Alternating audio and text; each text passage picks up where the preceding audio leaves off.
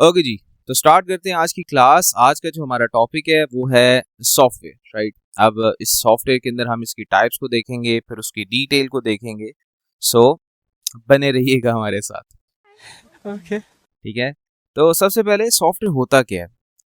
देखिए बच्चे, आपके पास ना एक कंप्यूटर सिस्टम की अगर एग्जांपल लें तो एक कंप्यूटर सिस्टम के अंदर दो चीजें होती हैं, ठीक है। एक कंप्यूटर सिस्टम में आपको हार्डवेयर भी मिलता है और आपको सॉफ्टवेयर भी मिलता है, ठीक है। इन लेमैन टर्म्स अगर मैं एक्सप्लेन करूं तो hardware is the physical part of the computer system, ठीक है। यानी कि आपको फिजिकल पार्ट जो कि टेंजिबल है, दैट यू कैन टच, ठीक है, उसे हम क्या कहते हैं, हार्डवेयर। और सॉफ्टवेयर जो होता है बच्चे वो इनटेंजिबल पार्ट होता है, मतलब that can not be touched और non physical part of the computer system, ठीक है। अच्छा, अब यहाँ पे इसकी टेक्निकल डेफिनेशन क्या बनेगी, ठीक है, सॉफ्टवेयर की। Software is a set of programs and instructions that tells a computer system how to perform a specific task, ठीक है। मतलब कि आपके पास ये सेट ऑफ इंस्ट्रक्शंस होती हैं जो कि कोई भी टास्क कंप्यूटर कैसे परफॉर्म करेगा वो इंस्ट्रक्ट करती हैं कंप्यूटर को, ठीक है। उसको हम सॉफ्टवेयर कहते हैं, ठीक है। यानी कि जैसे वीडियो कैसे एडिट करनी है, ठीक है, आपने ऑडियो कैसे एडिट करनी है, ठीक है, आपने डॉक्यूमेंट सेव कैसे करना है, ठीक है। ये सेट ऑफ इंस्ट्रक्शंस होती हैं, ठीक है, बैक एंड पे। तो सॉफ्टवेयर को कैसे डिफाइन करेंगे, software is a set of programmes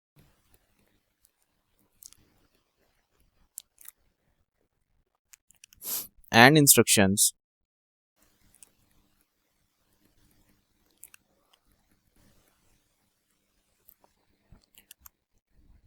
that tell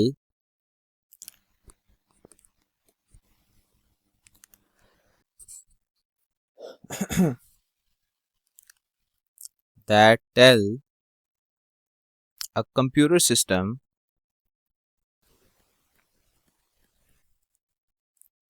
how to perform a specific task, ठीक है। इसे हम क्या कहते हैं बच्चे, सॉफ्टवेयर कहते हैं, ठीक है। अब सॉफ्टवेयर की ना दो टाइप्स हैं। एक है आपका एप्लीकेशन सॉफ्टवेयर,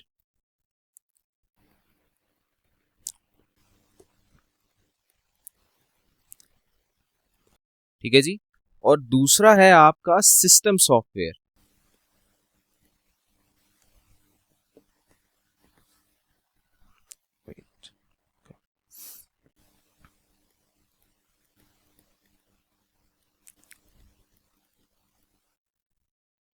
सिस्टम सॉफ्टवेयर, ठीक है जी। आप इन दोनों को वन बाय वन डिफाइन करते हैं। देखिए एप्लीकेशन सॉफ्टवेयर क्या होता है, मैं आपको एक एग्जांपल से समझाता हूँ पहले। देखिए आप, और ये सिस्टम सॉफ्टवेयर भी क्या होता है ये बताता हूँ। देखिए आप मार्केट में जाते हैं और मार्केट से जाके एक पीसी परचेज करके लाते हैं, ठीक है। तो जो आप पीसी परचेज करके लाते हैं बच्चे, उसमें क्या होता है, सिर्फ हार्डवेयर होता है ना। उसके अंदर रैम होती है, उसके अंदर मदरबोर्ड होता है, उसके अंदर हार्ड डिस्क होती है, उसके अंदर प्रोसेसर होता है, गेमिंग ग्राफिक कार्ड होता है एंड सो ऑन, ठीक है। तो एक आप हार्डवेयर परचेज करके लाते हैं। उस हार्डवेयर के ऊपर आप क्या इंस्टॉल करते हो, एक ऑपरेटिंग सिस्टम, ठीक है। आप उसके ऊपर ऑपरेटिंग सिस्टम यानी विंडोज वगैरह इंस्टॉल करते हो, ठीक है, या आप कोई और ऑपरेटिंग सिस्टम जो है वो इंस्टॉल करते हो। ऐसे करते हैं कि नहीं बच्चे, मोहसिन, ऐसे ही करते हैं ना, कि आप हार्डवेयर परचेज करके लाते हैं, फिर उसके ऊपर आप विंडोज इंस्टॉल करते हैं, फिर उसके ऊपर आप क्या करते हो, कुछ एप्लीकेशन इंस्टॉल करते हो, एप्स। ऐसे ही है, मतलब एप्स जो हैं वो गेम हो सकती हैं, राइट। आपके पास एप्लीकेशन के अंदर कोई वीडियो एडिटिंग सॉफ्टवेयर हो सकता है, कोई ऑडियो एडिटिंग सॉफ्टवेयर हो सकता है, फोटो एडिटिंग सॉफ्टवेयर हो सकता है, ठीक है। मल्टीपल एप्स हैं जो कि आप उसके ऊपर फिर इंस्टॉल करते हो, ठीक है। मुझे ये बताओ कि आपके पास जो हार्डवेयर है, ठीक है, मैं यूजर हूँ, राइट, मैं यहाँ पे इधर ऊपर हूँ, इस जगह पे, ठीक है, ऐप से ऊपर। देखो मैं इंटरेक्ट करता हूँ ऐप से, एप्स इंटरेक्ट करती हैं ऑपरेटिंग सिस्टम से, राइट, और ऑपरेटिंग सिस्टम इंटरेक्ट करता है हार्डवेयर से, ऐसे ही है। देखो एज अ यूजर क्या मैं directly without operating system hardware से बातचीत कर सकता हूँ? मतलब मैंने हार्ड डिस्क को कहना है कि यार ये डेटा कॉपी कर दो और ये डिलीट कर दो, और विंडोज इंस्टॉल ही नहीं हुई, क्या हो सकता है पॉसिबल? ये मैं कर सकता हूँ, ठीक है।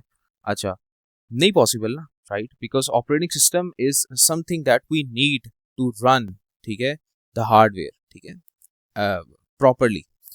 और क्या एप्लीकेशंस ऑपरेटिंग सिस्टम के बगैर चल सकती हैं? नहीं, ऐसे ही है ना, पहले विंडोज इंस्टॉल करेंगे फिर एप्लीकेशन चलेंगी ना, क्योंकि अगर विंडोज है ही नहीं तो आप ये तो नहीं करते हो ना, मार्केट से जाके पीसी परचेज करके लाए हो आप, ठीक है, पहले गेम इंस्टॉल की फिर विंडो इंस्टॉल की, ऐसे करते हो, या पहले विंडो इंस्टॉल करते हो फिर गेम इंस्टॉल करते हो? हाँ, पहले विंडोज इंस्टॉल करते हो फिर गेम इंस्टॉल करते हो ना। तो आपके पास ये जो ऑपरेटिंग सिस्टम है, ये एक एसेंशियल सॉफ्टवेयर है that is running in the background of the computer system, ठीक है, इसके बगैर आपका कंप्यूटर सिस्टम काम नहीं करेगा। ये आता है सिस्टम सॉफ्टवेयर की कैटेगरी में। और ये जो एप्स आप इंस्टॉल करते हो ये आती हैं बच्चे एप्लीकेशन सॉफ्टवेयर के अंदर। फर्क समझ आया?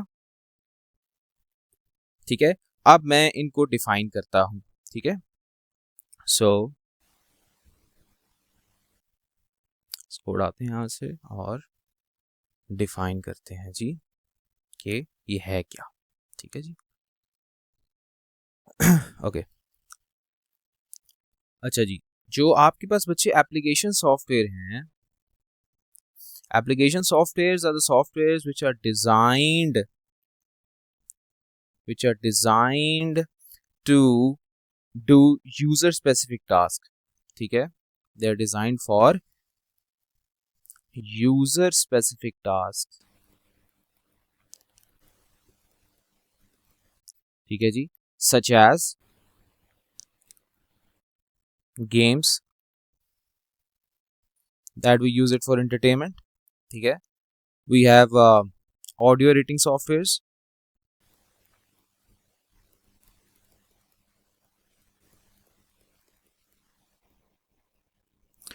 we have photo editing softwares,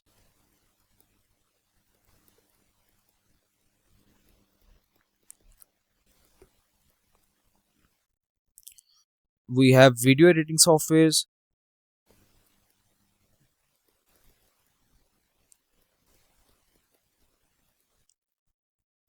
अच्छा जी, इसमें आपके पास वर्ड प्रोसेसिंग सॉफ्टवेयर्स भी आ जाते हैं, जैसे कि MS वर्ड वगैरह आप यूज़ करते हैं ना, ठीक है, वो डॉक्यूमेंट क्रिएशन के लिए। अच्छा, फिर इसके अंदर आपके पास डेटाबेस भी आ जाता है, ये भी एप्लीकेशन सॉफ्टवेयर है, ये पता होना चाहिए, पेपर में पूछा जाता है, ठीक है। और इसके अलावा आपके पास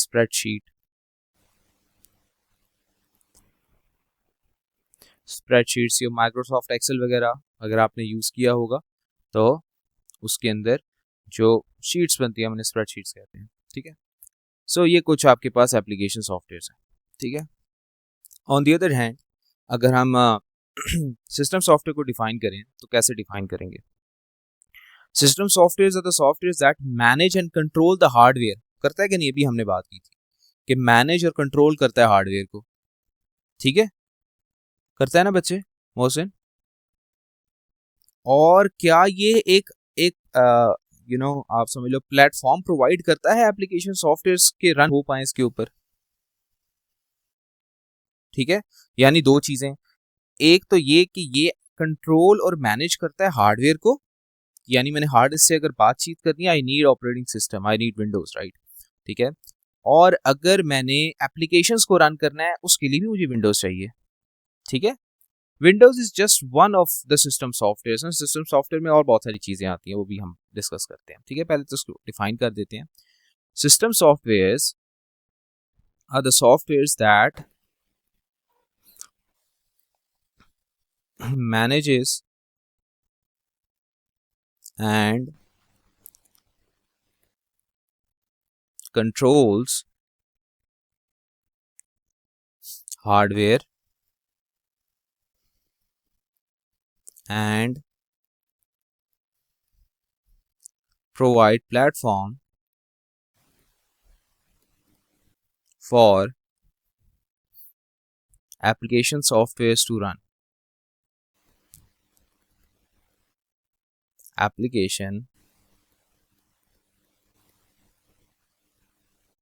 सॉफ्टवेयर टू रन, इसे क्या कहते हैं? System software. बच्चे आपके पास जो सिस्टम सॉफ्टवेयर है ना, 4 किस्म के, ठीक है। सबसे पहला ऑपरेटिंग सिस्टम, भी एक सिस्टम सॉफ्टवेयर होता है, ठीक है।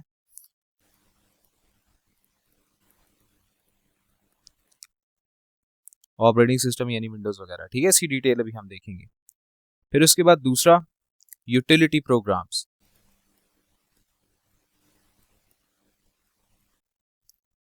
एंटीवायरस वगैरह जो होते हैं, ठीक है, वो इस कैटेगरी के अंदर फॉल करते हैं, ठीक है। यूटिलिटी प्रोग्राम्स हम उनको कहते हैं, which are design for the computer hardware. अच्छा, फिर उसके बाद डिवाइस ड्राइवर्स।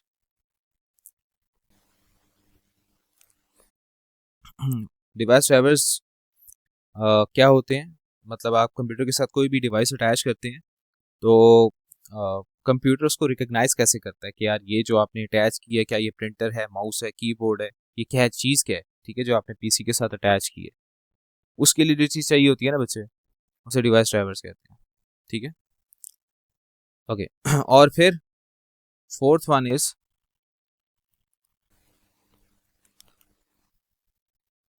लैंग्वेज ट्रांसलेटर्स, ठीक है। अब ये क्या होते हैं? कंपाइलर, इंटरप्रेटर वगैरह वगैरह, वो हम देखेंगे आगे। तो स्टार्ट करते हैं ऑपरेटिंग सिस्टम से जी।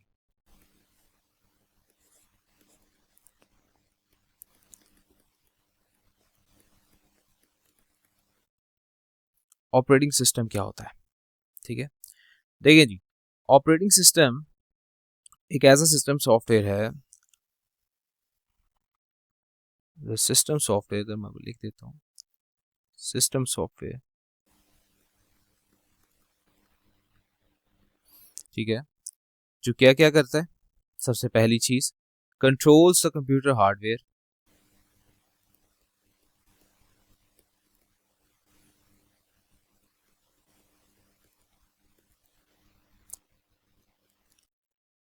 अच्छा, फिर दूसरी चीज, it manages the memory and processes.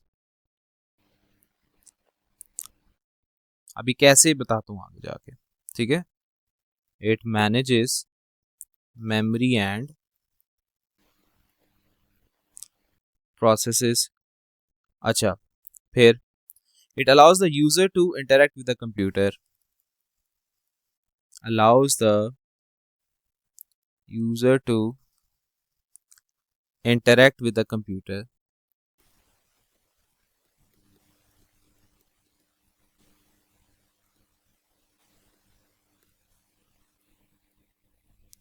और fourth one is it runs application programs,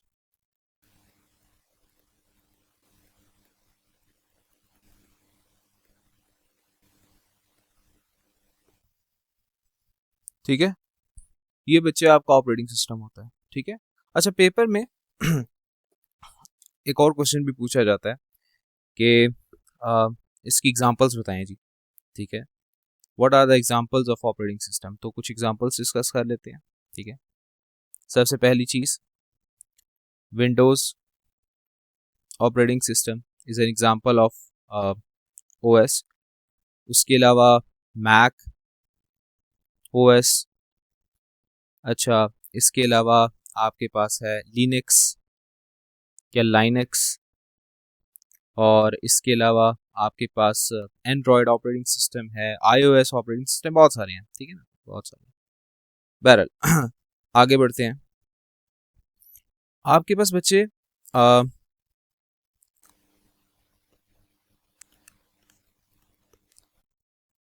एक क्वेश्चन आता है, what are the features, what are the features of operating system, ठीक है, कि ऑपरेटिंग सिस्टम क्या क्या करता है, ठीक है, या की मैनेजमेंट टास्क क्या है ऑपरेटिंग सिस्टम के, ठीक है। यहाँ पे उसको ऐसे समझ लें, ये क्या है बच्चे आपके की मैनेजमेंट टास्क। अच्छा जी, वन बाय वन डिस्कस करते हैं। सबसे पहली चीज, ठीक है, आपके पास जो एक ऑपरेटिंग सिस्टम है बच्चे, वो क्या करता है बच्चे, वो मेमोरी को मैनेज करता है। क्या करता है? मेमोरी को मैनेज करता है। कैसे? सबसे पहला फीचर क्या हुआ बच्चे?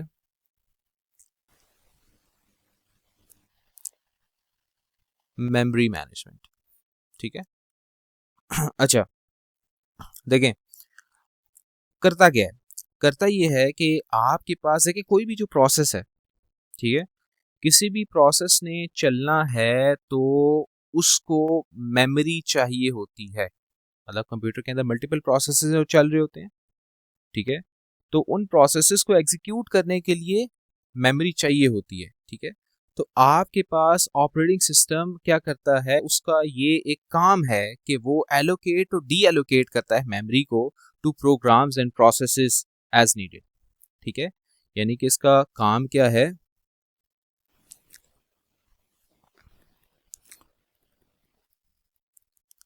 allocates and deallocates memory to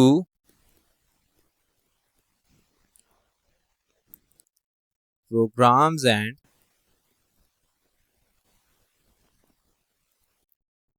processes as needed। ठीक है, ये करता है ऑपरेटिंग सिस्टम। ठीक है, कैसे करता है? इस तरह से कि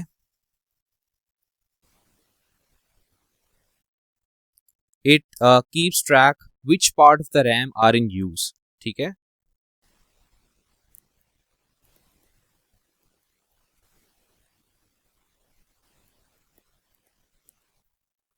which part of the RAM is in use by by some techniques, right? वो टेक्निक्स क्या हैं? by the help of paging या segmentation।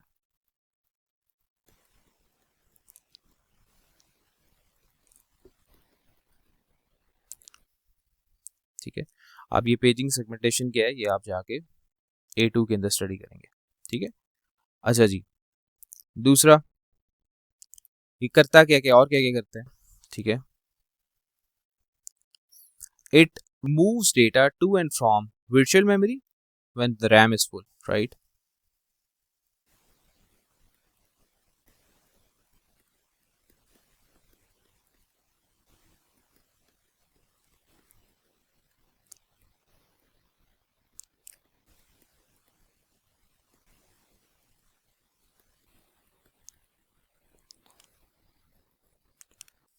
और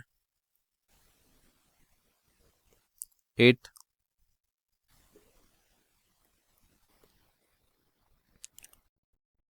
it keeps track of all memory locations, right?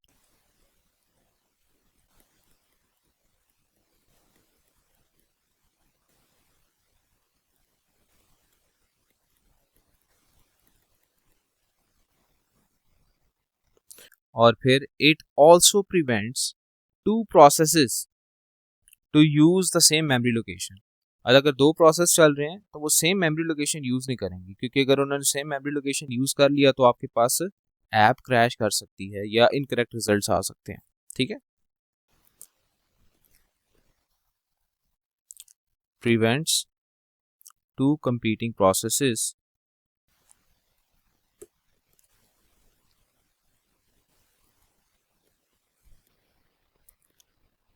to use the same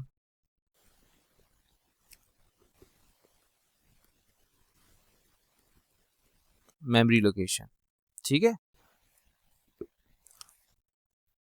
कोई सवाल बच्चे यहां तक? ये है मेमोरी मैनेजमेंट। जी बच्चे, आयशा, एनी क्वेश्चन?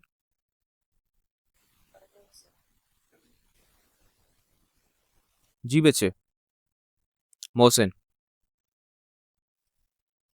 आ गया, ग्रेट। अच्छा जी, आपका ऑपरेटिंग सिस्टम जो है बच्चे also do what?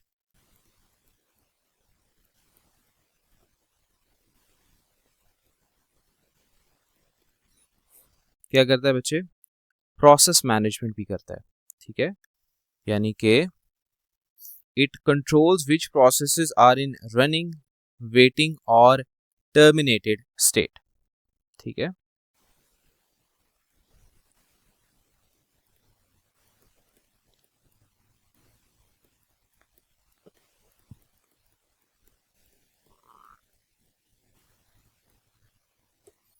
Are in running, waiting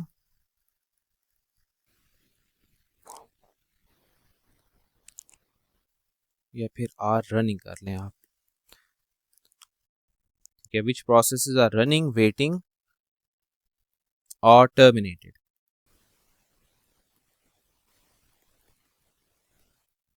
ठीक है। मतलब ये है कि कौन कौन से प्रोसेसेस हैं जो कि अभी करंटली रन हो रहे हैं, कौन से अभी वेटिंग स्टेट में है कि यार अभी ये प्रोसेस खत्म होगा तो मुझे जो है ना थोड़ी सी मेमोरी में जगह मिलेगी, ठीक है, कि मैं रन हो जाऊं, और टर्मिनेटेड यानी कि जो चल के खत्म हो गए हैं, ठीक है, 3 स्टेट्स हैं। तो ये प्रोसेस मैनेजमेंट के अंदर आपका ऑपरेटिंग सिस्टम कंट्रोल कर रहा होता है। कैसे? इस तरह से कि it uses a scheduler, right, to allocate CPU time. मतलब कुछ स्केजुलिंग एल्गोरिदम्स होते हैं, वो कौन से होते हैं वो भी हम A2 में जाके देखेंगे, ठीक है। तो इट यूजेस स्केजुलर, बस फिलहाल आपको सिर्फ पता होना चाहिए कि कैसे करता है, वो उसकी डिटेल हमारे कोर्स का पार्ट नहीं है, ठीक है। It uses scheduler to allocate CPU time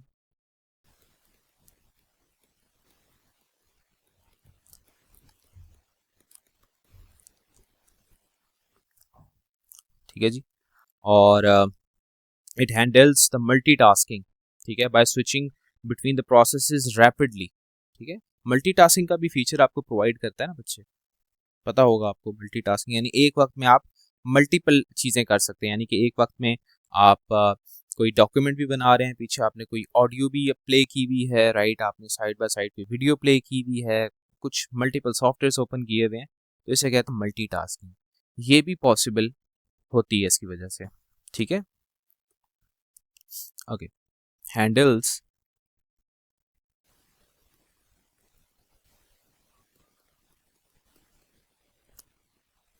multitasking by switching between processes rapidly, ठीक है जी। अच्छा, it also maintains a process table with states,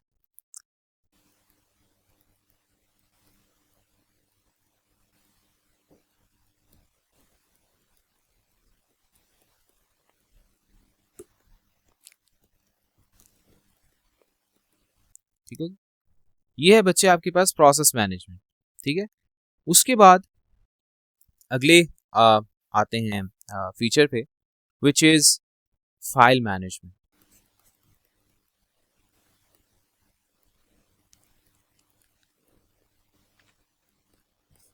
now file management क्या है?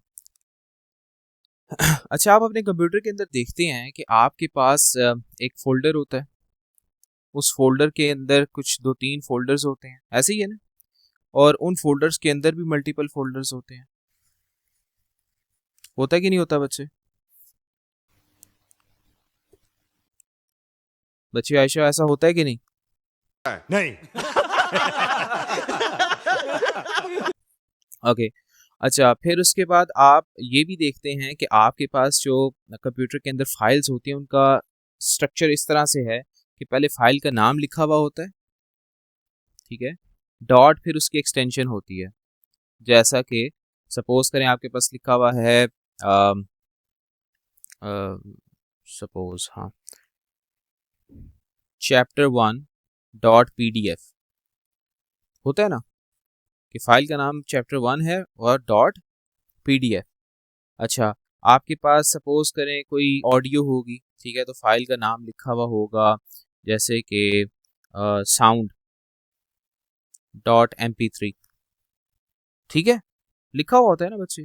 तो ये एक्सटेंशन होते हैं जो ये डिफाइन करती है कि फाइल है क्या, क्या वो कोई डॉक्यूमेंट फाइल है, क्या वो कोई ऑडियो फाइल है। होता कि नहीं होता बच्चे, कोई टेक्स्ट फाइल हो तो उसके साथ में डॉट टी एक्स टी की एक्सटेंशन लगी हुई होती है, ऐसे ही कुछ नाम होगा डॉट टी एक्स टी। ठीक है, तो बच्चे ये सारे के सारे काम, यानी ये डायरेक्टरी स्ट्रक्चर को मेंटेन करना और ये फाइल का नेमिंग कन्वेंशन को लेके चलना, ये सारे के सारे काम फाइल मैनेजमेंट के अंडर आते हैं। ठीक है, और ये ऑपरेटिंग सिस्टम मैनेज कर रहा होता है। अब ये कैसे करता है हम देखते हैं, अभी जरा लिखते हैं इसको।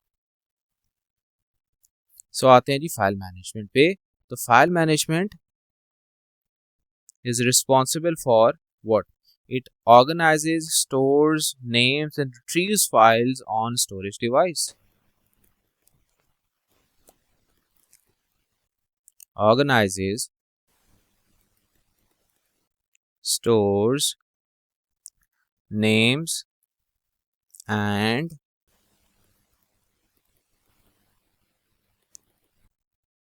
retrieve files on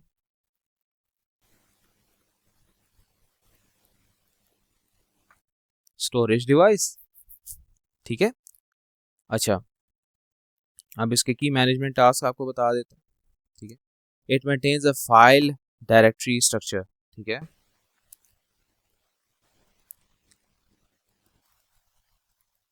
it maintains file system और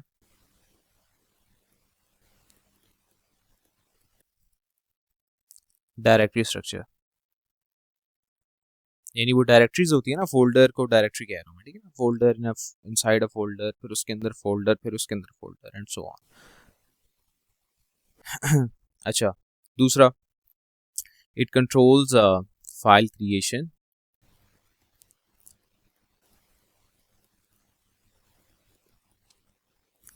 फाइल क्रिएशन इसके अलावा, हाँ, फाइल क्रिएशन भी, फाइल डिलीशन भी, रीनेमिंग भी, ठीक है, एंड एक्सेस भी। Creation, deletion, renaming and access,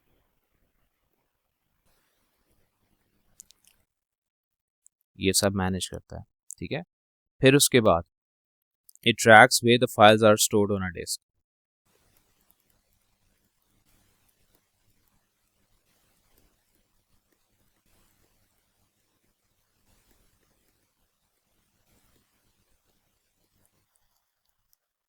ठीक है, तो ये बच्चे आपका फाइल मैनेजमेंट के अंदर आता है। ठीक है जी, कोई क्वेश्चन? ओके, फिर उसके बाद आते हैं बच्चे सिक्योरिटी मैनेजमेंट पे।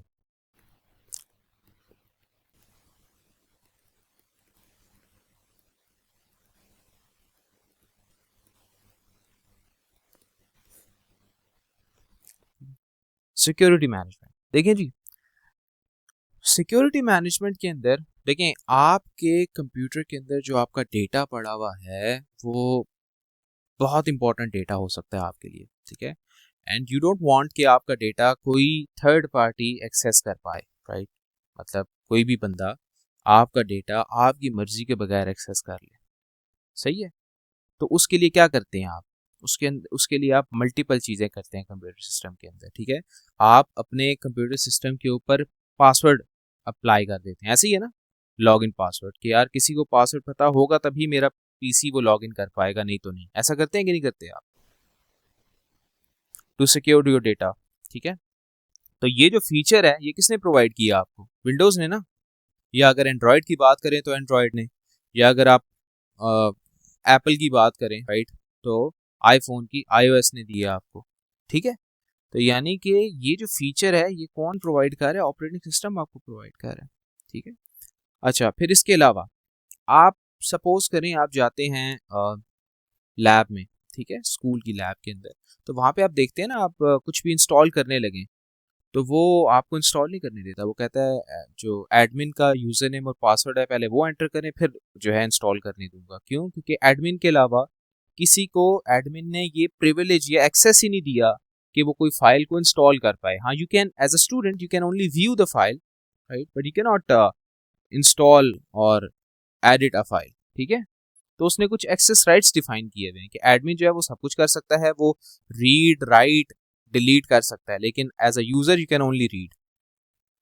है कि नहीं ऐसे बच्चे? ठीक है, ये एक्सेस राइट्स हैं, ठीक है। इसके अलावा आप अपना डेटा बचाने के लिए फ्रॉम वायरसेस एंटीवायरस इंस्टॉल नहीं करते हो? करते हो कि नहीं आयशा बच्चे? ठीक है, तो ये भी सिक्योरिटी मैनेजमेंट के अंडर आता है। तो ये सारी चीजें आती हैं, तो वन बाय वन यहाँ पे मैं लिख देता हूँ। पहले है क्या? It protects data and system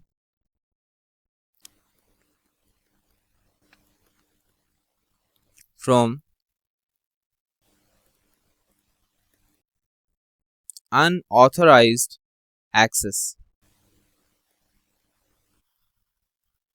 ठीक है।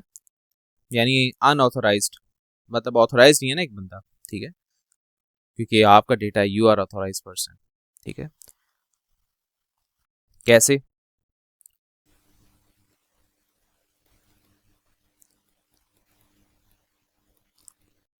authenticates user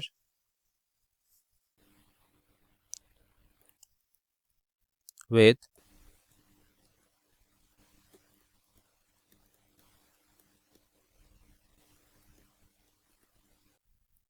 ठीक है जी। अच्छा, दूसरा, it enforces access rights।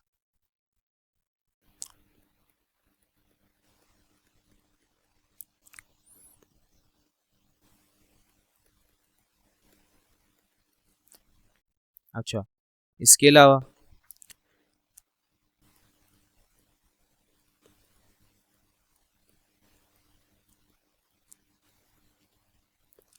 User accounts and permissions, वही वाली बात जो मैंने आपको बताई है।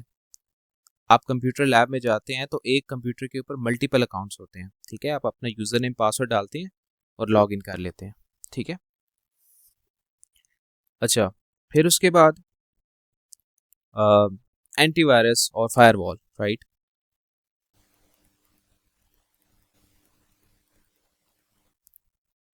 Interfaces with antivirus and firewall, ठीक है जी। तो ये बच्चे आपका सिक्योरिटी मैनेजमेंट के अंदर आते। कोई सवाल यहां तक बच्चे?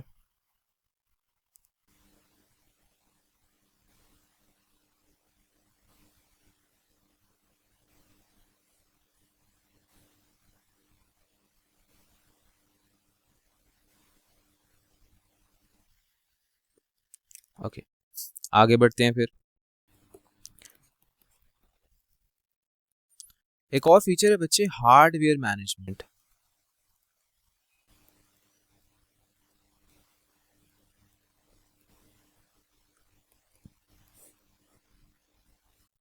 अभी हार्डवेयर मैनेजमेंट क्या है, ठीक है।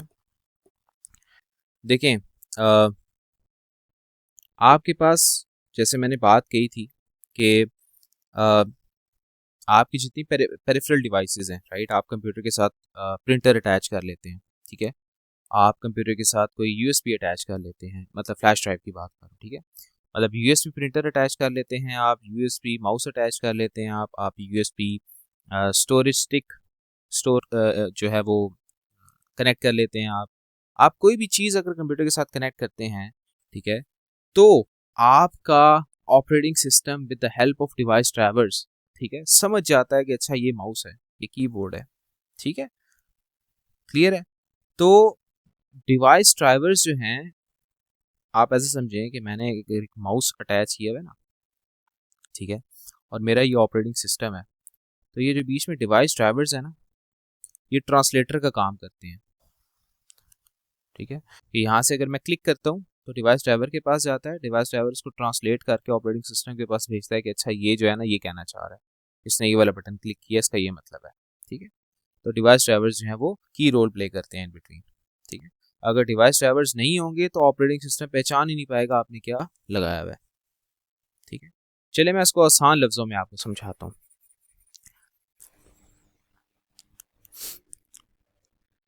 आपके पास कंप्यूटर के साथ कोई भी जब डिवाइस लगाई जाती है, ठीक है, तो कंप्यूटर फौरन से रिकॉग्नाइज कर लेता है, यार ये माउस है, ये कीबोर्ड है, ये प्रिंटर है। कर लेता है कि नहीं कर लेता बच्चे? आयशा, ऐसा होता है कि नहीं?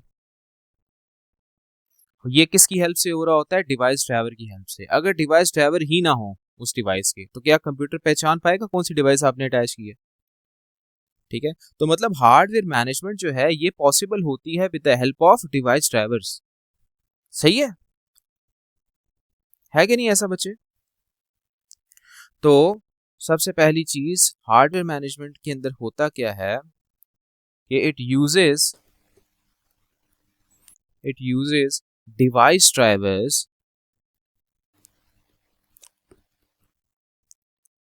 drivers to translate OS commands यानी operating system commands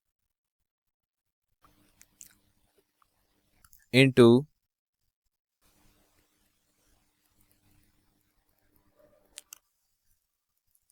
device specific signals।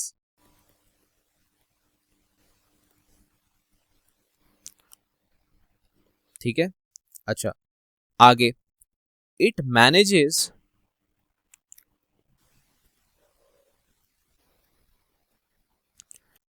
the input output buffers।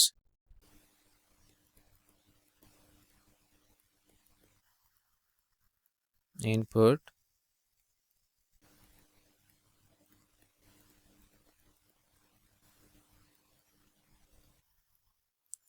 ठीक है जी, and it handles the hardware interrupts।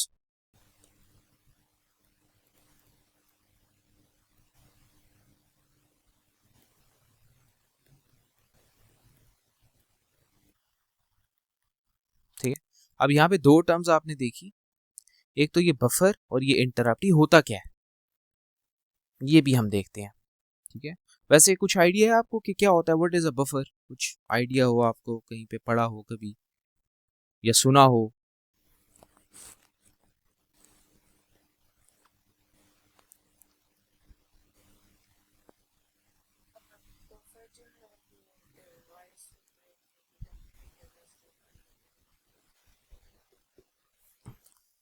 Okay, सही है, चलें जी बच्चे। मोहसिन आप बताएंगे? ठीक है ठीक है, मोहसिन बच्चे आप बताएंगे कुछ बफर के बारे में कि क्या होता है बफर? कुछ आइडिया दें ज़रा।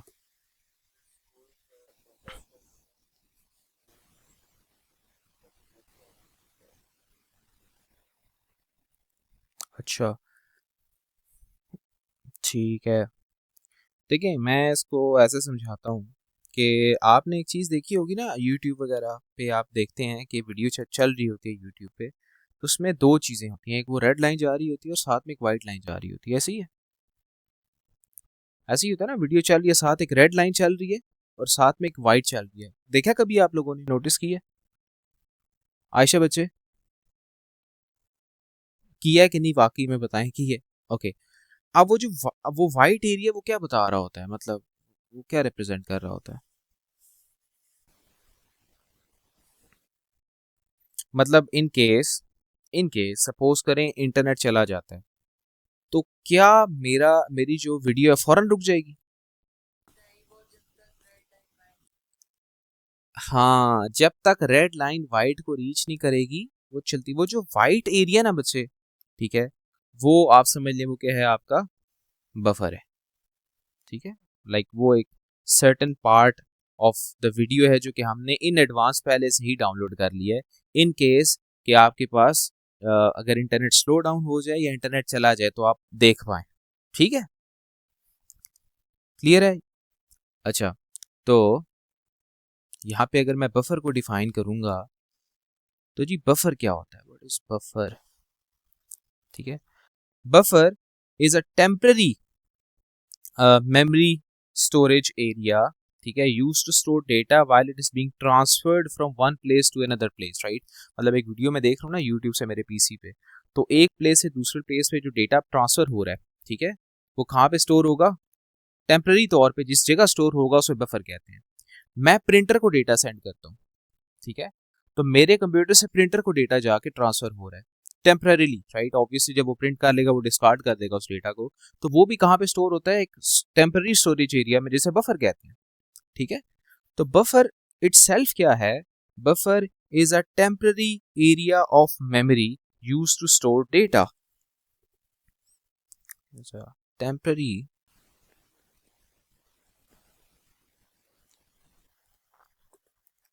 area of memory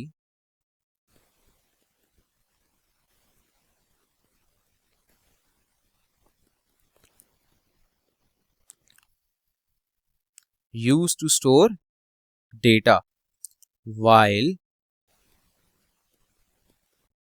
it is, एक मिनट इसको साइड में रखता हूँ, okay, while it is being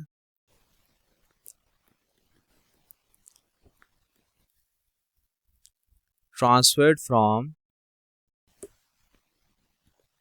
one place to another,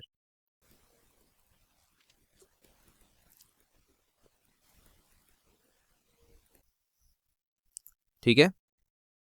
अच्छा,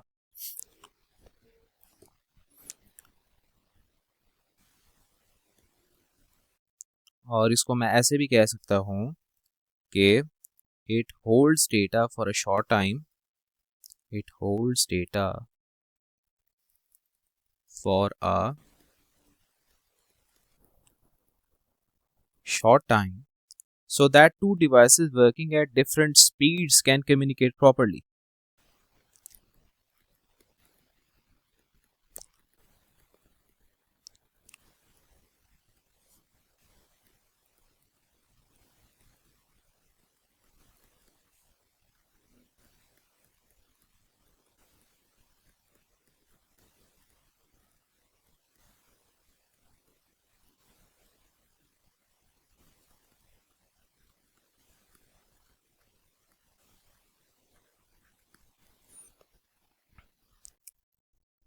ठीक है बच्चे,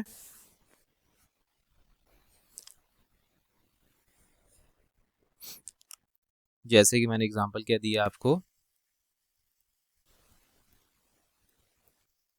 प्रिंटर बफर की, कि जिसमें डेटा स्टोर होता है जब तक कि वो प्रिंट ना हो जाए, सही है।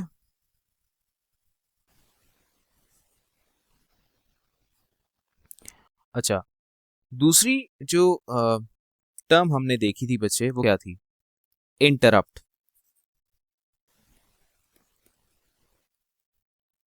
इंटरप्ट क्या होता है, व्हाट इज इंटरप्ट, बताएंगे कुछ आइडिया।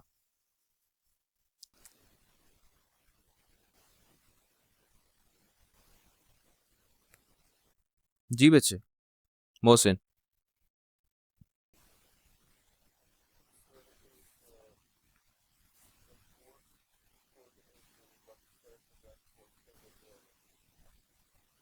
एक जरूरी कोड जो कि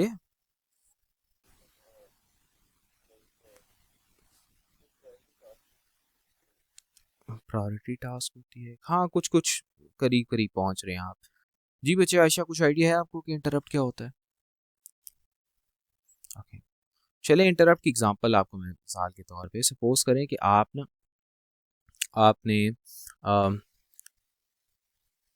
आप कोई गेम वगैरह खेल रही हैं, ठीक है, तो गेम खेलते खेलते बच्चे अगर मैं कंट्रोल ऑल्ट डिलीट दबा दूं, ठीक है, तो वो गेम को फौरन रोक के टास्क मैनेजर ओपन कर देगा। ऐसा करता है कि नहीं करता बच्चे, मोहसिन ऐसे ही होता है ना। For example you are playing a game, तो आप गेम को रोक के अगर टास्क मैनेजर ओपन करना है आपने, तो क्या करते हो कि गेम को बंद करना पड़ता है या बस कंट्रोल ऑल्ट डिलीट दबाओ तो वो टास्क मैनेजर को ओपन कर देता है, बताओ। दबाएंगे तो खोल देगा फौरन से। तो बच्चे ये जो मैंने भी काम किया है, मैंने एक इंटरप्ट जनरेट किया है। मैंने क्या किया है, इंटरप्ट किया है पीसी को कि यार अभी जो काम कर रहे हो रुक जाओ, ये वाला ओपन करो। और उसने ये ओपन किया ही क्यों, उसको चाहिए था पहले गेम वगैरह पूरी हो जाती फिर टास्क मैनेजर ओपन करता, लेकिन आपके पास हर काम की कोई ना कोई प्रायोरिटी है।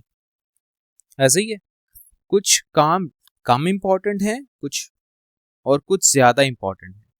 तो जिनकी प्रायोरिटी ज्यादा होती है, हाई होती है, तो वो क्या करता है, करंट वाले टास्क को वो पॉज कर देता है, और जो आपने नया टास्क ओपन किया है उसको फिर वो चलाता है। समझ आई मेरी बात? क्लियर है ना? तो it all depends on priority.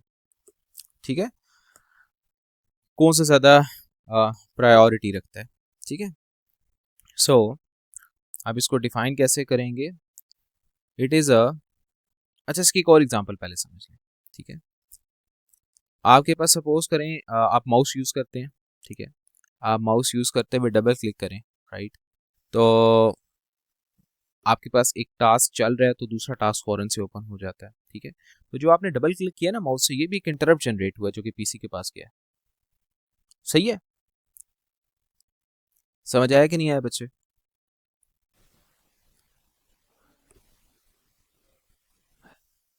Okay, जी बच्चे आप बताएं। अच्छा, इसके अलावा एक और भी समझ लें। ठीक है, सपोज करें कि आपने आपका कोई हार्डवेयर पार्ट या हार्डवेयर कंपोनेंट फेल कर जाता है। ठीक है, तब भी एक एरर मैसेज पीसी पे डिस्प्ले होता है कि यार ये चल नहीं रहा। ठीक है, वो भी एक इंटरप्ट है। तो interrupt is a signal, right? Is a signal which is sent by hardware और सॉफ्टवेयर बोथ। ठीक है, to a computer system to get its attention, to microprocessor in actuality. So interrupt क्या है बच्चे? A signal sent by hardware और software to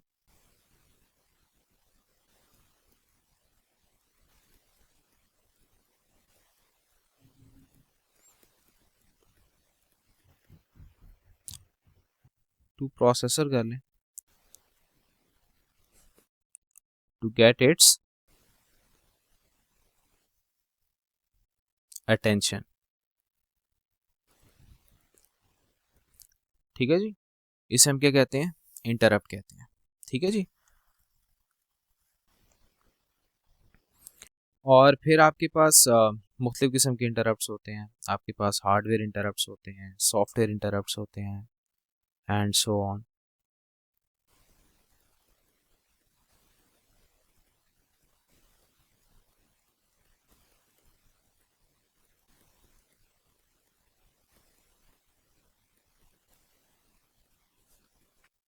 ठीक है, hardware interrupts के अंदर फॉर एग्जांपल आपका हार्डवेयर फेलियर,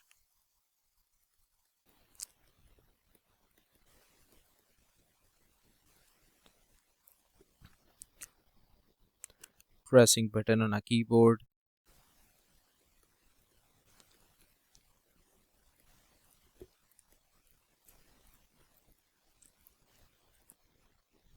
और moving the mouse।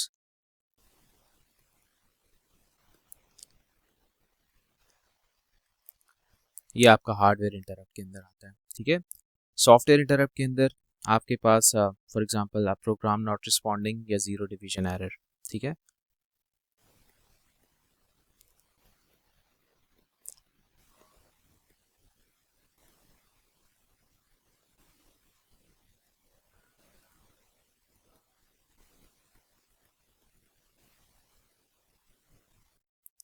ये सॉफ्टवेयर इंटरप्ट के अंदर आते हैं। ठीक है, अच्छा जी, ओके, आगे चलते हैं बच्चे।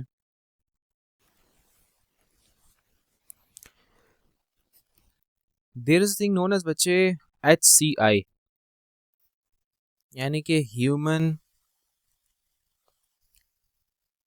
कंप्यूटर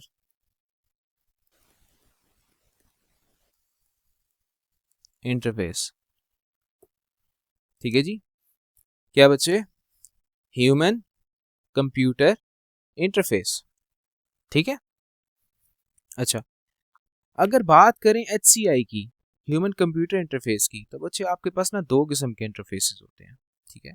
एक होता है GUI यानी कि ग्राफिकल यूजर इंटरफेस, एक होता है CLI यानी कमांड लाइन इंटरफेस। अब इनके दरमियान डिफरेंस क्या है, डिफरेंस बताता हूँ आपको। ग्राफिकल यूजर इंटरफेस और दूसरा है आपके पास कमांड लाइन इंटरफेस, ठीक है।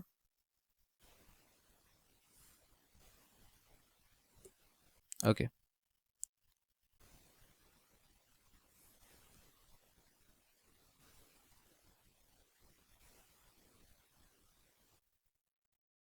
अच्छा, मैं आप लोगों को ना लिंक सेंड करता हूँ दोबारा से, ये लिंक एक्सपायर होने वाला है, ठीक है।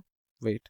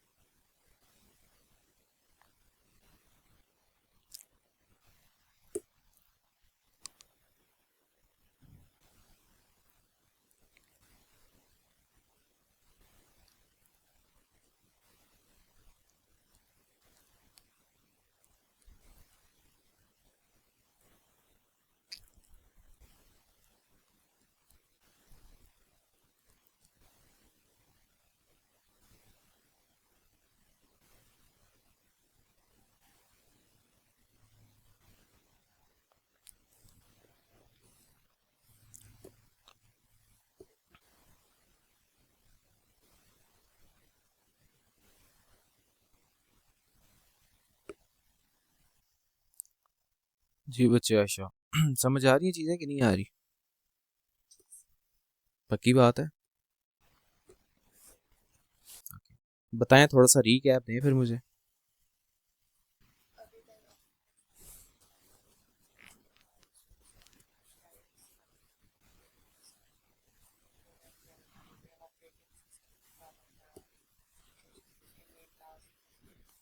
ठीक हो गया।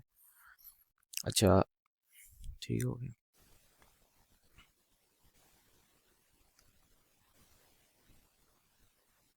जी बच्चे मोहसिन, कैसे हैं आप? ओके जी। अच्छा, स्टॉप। किधर गया? अच्छा ये। ओके जी, स्क्रीन नज़र आ रही है आपको?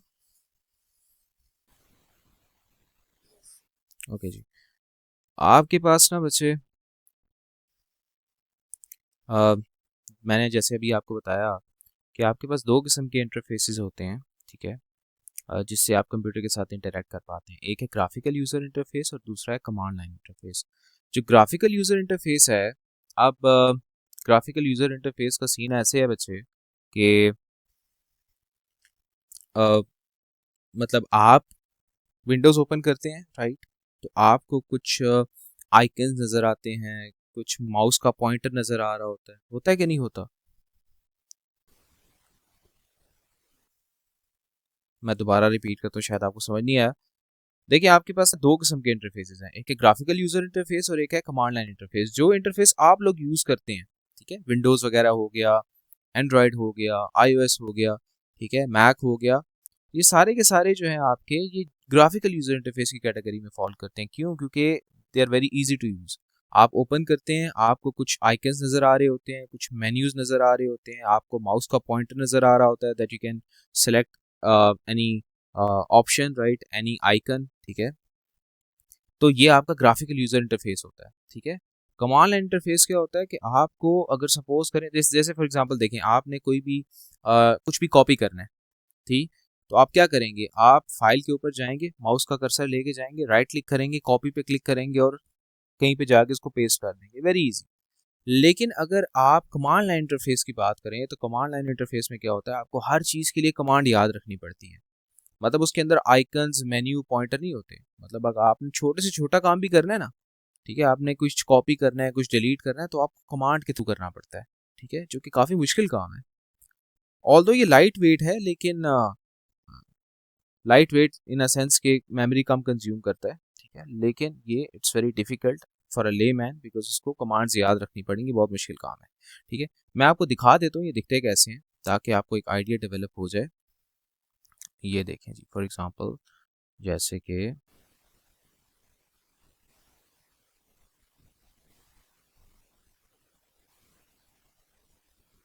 एक मिनट,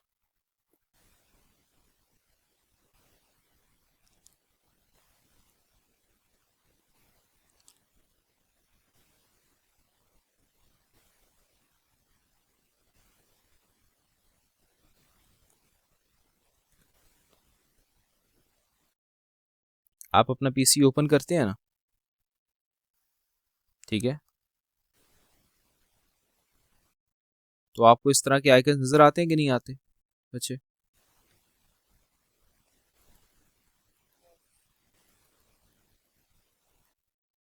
ठीक है, आप किसी भी आइकन पे जाके, ठीक है, उसको सेलेक्ट करके उसको मूव कर सकते हैं, उसको कॉपी कर सकते हैं, कुछ भी कर सकते हैं, ठीक है।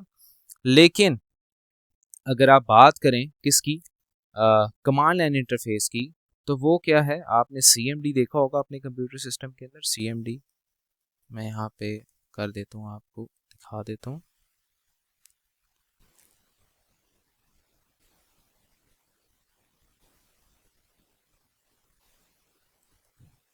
ये देखा है ना आपने ये वाला,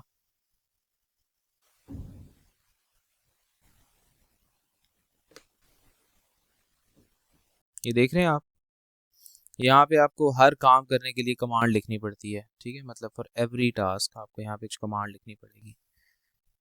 तो मुझे बताएं ये वाला इजी है, ये इजी है, कौन सा, GUI या CLI? GUI is easy. Okay, तो अब इनका साइड बाय साइड कंपैरिजन भी देख लेते हैं, ठीक है। ओके,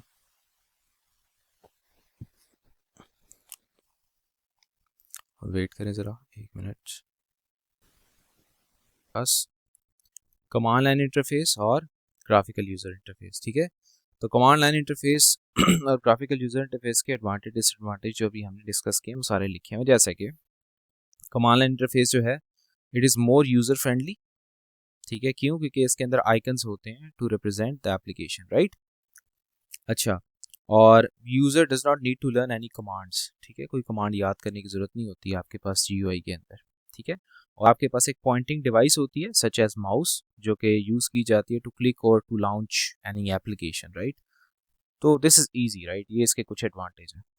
डिसएडवांटेज क्या है, आपके पास ये एक ऑपरेटिंग सिस्टम रिक्वायर करता है सच एज विंडोज़, जो कि मेमोरी बहुत ज़्यादा कंज्यूम करती है, जो मैंने बात की थी, ठीक है, कि आपके पास ग्राफिकल यूज़र इंटरफेस जो है वो मेमोरी ज़्यादा कंज्यूम करता है और CLI मेमोरी कम कंज्यूम करता है, ठीक है। ओके, अच्छा, फिर उसके बाद एक और भी चीज़ देखें, आप ग्राफिकल यूज़र इंटरफेस के अंदर you are limited to the functions जो कि आपको स्क्रीन पे विजिबल हैं, ठीक है। मतलब आप कॉपी, कट वगैरह कर सकते हैं, ठीक है, ये डिलीट कर सकते हैं। अगर आपने फोर्स डिलीट करना है, ठीक है, या फोर्स मूव करना है, तो आप नहीं कर पाएंगे, ठीक है, क्योंकि वो फंक्शन स्क्रीन पे अवेलेबल ही नहीं है। या और भी बहुत सारे फंक्शन जो कि स्क्रीन पे अवेलेबल नहीं है, आप नहीं कर पाएंगे। तो CLI वहाँ पे आपको हेल्प करता है, ठीक है, like CLI is not limited, ठीक है, इसके अंदर n नंबर ऑफ कमांड्स हैं, जो दिल करे करें, कॉपी करें, मूव करें, फोर्स मूव करें, जो दिल करता है करें, ठीक है। तो user is not restricted to predetermined options, ठीक है, and it is also possible to alter the computer configuration settings as well. सही है, और ये स्मॉल मेमोरी यूज करता है कंप्यूटर के अंदर। क्लियर है ना। डिसएडवांटेज वही है भाई कि आपको जो है ना नंबर ऑफ कमांड्स याद करनी पड़ती हैं, जो कि याद करना तो वैसे ही मौत आ जाती है इंसान को, ठीक है, ये ह्यूमन नेचर है। तो दूसरा ये है कि इसमें टाइम टेकिंग है ये, क्योंकि आपको जो है वो कमांड लिखनी पड़ती है, तो टाइम लगता है उसके अंदर, और it is also prone to error, कि कमांड ऑब्वियसली हो सकता है आप गलत लिख दें, ठीक है। तो ये कुछ चीज़ें हैं जो कि आपको पता होनी चाहिए regarding the CLI and GUI, ठीक है जी। भाई कोई सवाल? ओके जी, आगे चलते हैं। आज के लिए फिलहाल इतना ही। आपकी तरह मैं भी मायूस हूँ, लेकिन उम्मीद पर दुनिया कायम है। दिल दुखा है लेकिन टूटा तो नहीं है, और उम्मीद का दामन छूटा तो नहीं।